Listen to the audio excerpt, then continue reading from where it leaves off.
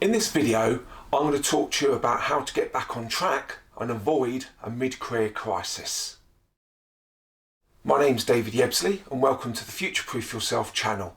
It's all about helping you to stay relevant and valued for the rest of your working career. Now, if that sounds of interest and you'd like more content, please subscribe and we can work together on your future-proofing journey. So this is the fourth video in a series of 5 videos. The first one was about how to prevent a mid-career crisis. So you're perhaps in your late 30s, 40s or early 50s and you're in mid-career.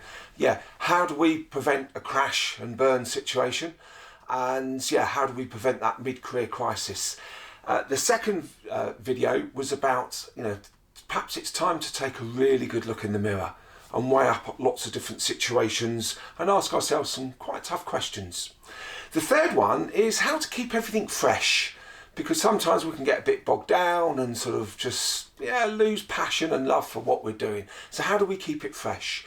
This fourth video, as I say, is all about how to get back on track if we feel we've got a bit stuck. And we'll crack on with that any minute now, because the fifth video, which was obviously going to be after this one, is about, okay, what new skills and experiences do I need to develop for the rest of my working career? So, you may have been working rather long hours.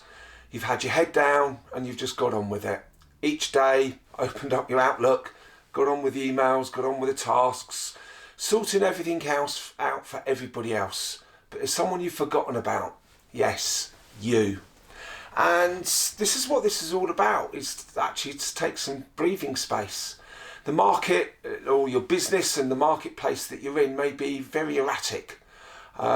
Maybe moving incredibly fast, or it's perhaps totally stalled and just about to fall off the edge of a cliff. But we've ignored all this. We've just, been there for everybody else. We've got things done. And that may be in the working environment and also perhaps outside of work. So what we talk about can really be applied to both. But it's really important that we get back on track. And these are 4 really important tips for you to take on and to start thinking about. And if you want to discuss them in any more detail, please obviously get in contact with me. The first one is you've got to create some breathing space. And something I've always done is set a contract with myself. What am I prepared to put into my work? How many hours? What really is acceptable? Should I be working all these hours? Is this really good for me? And take a bit of a step back. Is it really acceptable for me to be answering and sending emails at goodness knows what time of day, perhaps in the evening or very early morning, answering things on Sunday afternoons and Saturday mornings and whatever, when we know we should be doing other things, but we just get drawn to it. So I think that's really quite important. Perhaps you might like to have that conversation with someone else who's close to you and actually start to set a contract with yourself and create some breathing space. So create breathing space is tip number 1. Tip number 2 is prioritise better. Think of all the things and the activities you get involved in. Maybe a good idea to jot down all the different things you've got involved in this week in the working environment. Did I really need to get involved in those things? Could I have just stepped away and let other people sort them out? Or do I go piling in like a bit of a martyr at times and sorting everything else out? So prioritise. Think of the activities that make the biggest impact.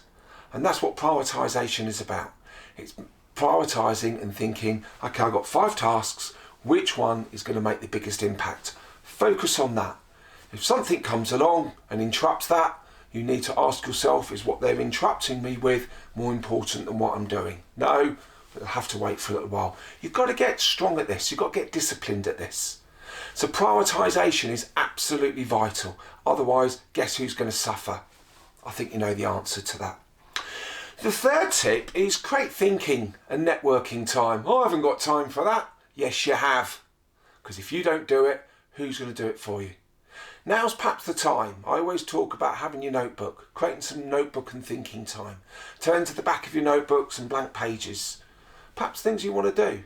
Perhaps ideas that you've got. Start jotting them down. Go for a cup of tea with yourself. Even if it's just at home and just, create some quiet moments, or if we can go to a coffee shop or go out for a walk with ourselves, which is a wonderful idea, and just create some thinking time.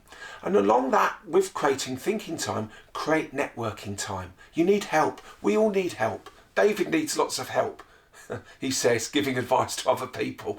I always need lots of help. I've got a whole host of people that help me out, which is really, really important.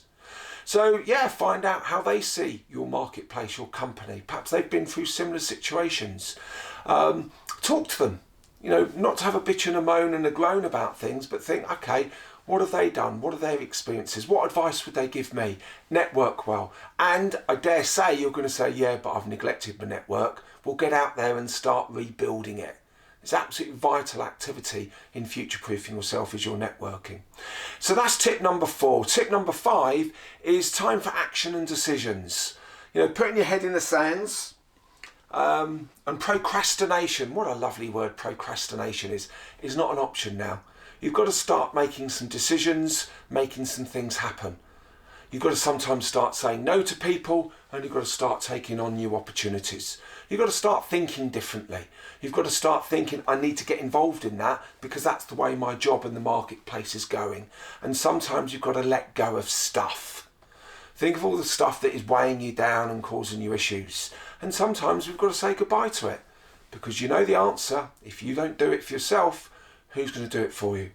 So please think about these 4 tips in getting yourself back on track. And as I always say, if you want to have a conversation with me about this, please do. Get in contact. We can set up a call quite easily, no matter where you are in the world. We've got that. Our best friend these days is Zoom, as we all know. So as I said, this is the 4th video in a series of 5, all about preventing a mid-career crisis.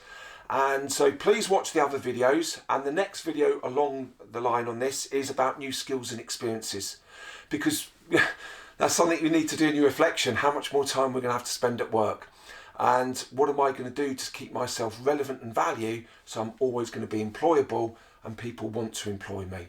So thank you for your time, and as I say, get in contact if you need to.